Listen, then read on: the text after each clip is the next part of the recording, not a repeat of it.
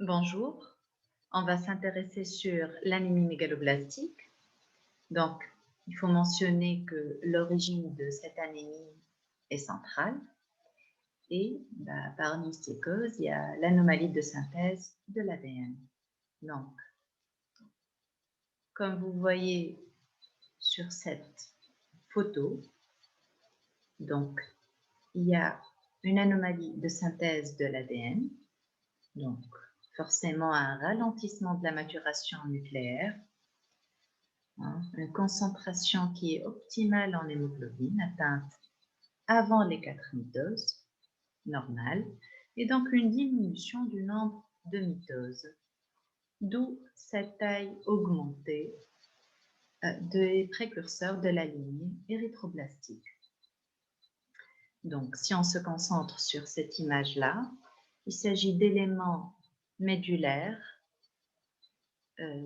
présentant une prédominance de la lignée érythroblastique avec présence de mégaloblastes, c'est-à-dire des érythroblastes basophiles ou alors des proérythroblastes, qui sont de grande taille, avec donc chromatine qui est perlée, centrale, avec un contour nucléaire très régulier. D'accord.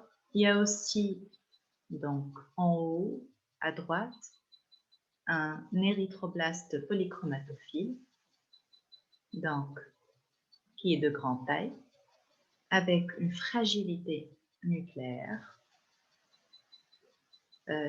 Ainsi, il y a un asynchronisme nucléocytoplasmique qu'on perçoit d'une façon très nette. Et d'un autre côté, il y a, au niveau de la lignée granulocytaire, un métamyélocyte à noyau rubané. Donc ça, c'est une caractéristique de l'anémie mégaloblastique. D'accord? Donc, à travers cette figure, on peut percevoir une érythropoïèse normale, donc un proérythroblaste, un érythroblaste basophile, un érythroblaste polychromatophile normal, un érythroblaste donc, acidophile, très moté, d'accord? Ensuite, les réticulocytes et les hématies.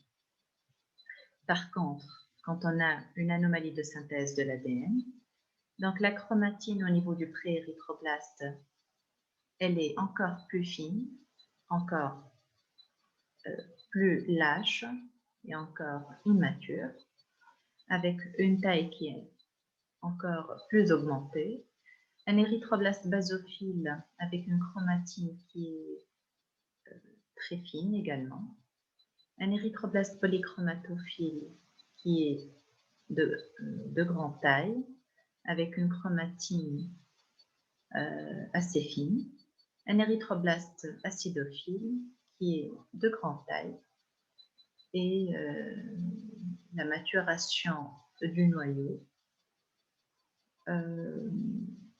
n'est pas encore complète. D'accord?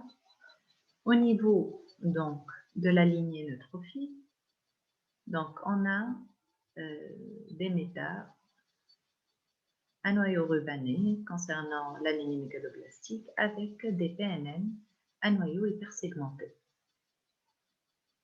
D'accord? Juste une dernière remarque. Donc, il y a des points en commun entre le syndrome myélodysplasique et l'anémie mégaloblastique, surtout dans le cadre de la mégaloblastose, d'accord, de l'asynchronisme nucléocytoplasmique, des signes nets de dysérythropoïèse, tels que les corps d'Owell-Joly, la fragilité nucléaire, le bourgeonnement nucléaire, la binucléarité. Sauf que on ne peut pas trouver les méta à noyau rubané ou encore les PNN hypersegmentés au niveau des syndromes myélodysplasiques. Donc, c'est une caractéristique de l'anémie mégaloblastique. Et merci pour votre attention.